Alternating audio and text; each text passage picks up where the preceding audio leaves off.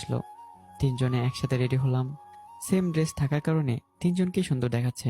যাই হোক, রেডি হয়ে আমরা কমিউনিটি সেন্টারে গেলাম। আব্বু আম্মুকে পাঠিয়ে দিলাম। আমাদের যেতে যেতে 2টা বেজে গেল। গিয়ে দেখি সবাই বসে আছে। আমরা যাওয়ার পরে খাওয়া দাওয়া করলাম। আব্বু আম্মু, শ্বশুর শাশুড়ি সবাই একসাথে খেলাম।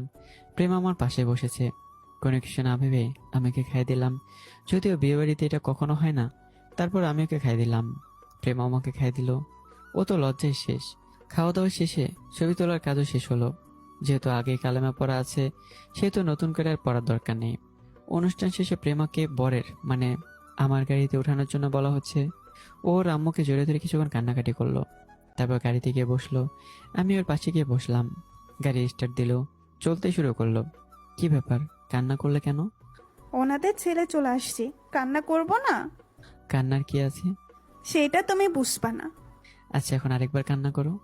কেন? করো দেখি। কান্না করলে তোমাকে কিউট দেখায়। তাই না? হুম। রাতের বেলা তোমার কিউটগিরি দেখাবো। কে কাকে দেখায় সেটা তখন দেখা যাবে। কথা বলতে বলতে বাসায় চলে আসছি। তারপর প্রেমাকে বাসর ঘরের রুমটাতে নিয়ে বসানো হলো। এবারের বাসর ঘরটা সানিয়া রায়মানই সাজিয়েছে। রাতের বেলা আমি সানিয়া রায়মান ছাদে বসে আছি। জুয়েল দোস্ত, আমার একটা উপকার করে না? কি হয়েছে তোর? তুই তো শুভ কাজ সেরে ফেললি। তো? ভাবির বান্ধবী তো আমার আছে না? কি হয়েছে তোমার? আরে না, কি হবে, বলছিলাম কি, তোমাকে আমার সাথে আমার অনেক ভালো লাগে, ওর সাথে আমার সিস্টেম করে দে না। শালা, আমি আগে বুঝতে পেরেছি তুই এমন কিছু একটা করবি। তোর আবার কি হলো? শালারা, বিয়ে আমার আর তোরা দুজনে প্রেম ঠিক করে ফেললি। দোস্ত, আমাদের দুইজনকে সিস্টেম করে দে ভাই। আমি কিভাবে করব? আচ্ছা ঠিক আছে, দেখি কি করা যায়। এমন সময় আব্বু ছাদে আসলো। কিরে, তুই এখনো ছাদে? হুম। ওদের সাথে একটু কথা বলছিলাম। যা নিচে যা। ও। আয় নিচে আয়। এরপর আব্বু চলে গেল। আচ্ছা থাক তোরা, আমি যাই। আজকে করবি? কি? তোর শালারা, কোথায় একটু ভালো কথা বলবি সেটা না বলে উল্টাপাল্টা কথা বলিস। আচ্ছা যা, আর বলবো না, লাস্ট একটা কথা শোন। কি?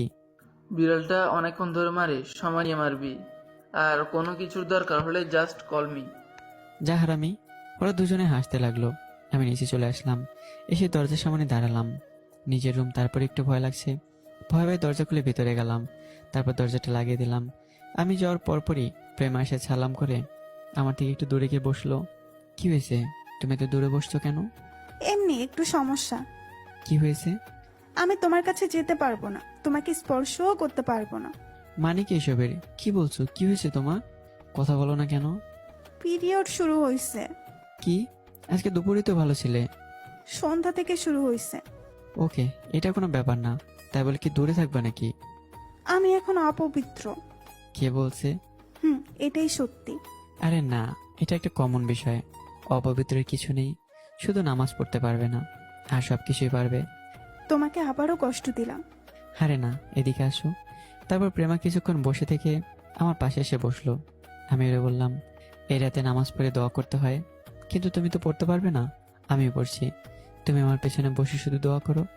তারপরে আমি নফল নামাজ পড়ে নিলাম। আমাদের নতুন জীবনের জন্য আল্লাহর কাছে দোয়া করলাম। এরপর প্রেমা আর আমি পাশাপাশি বসলাম। সাথে যাবে? চাঁদ দেখবো। চলো। কি আর করার, আমি তো ভাবছি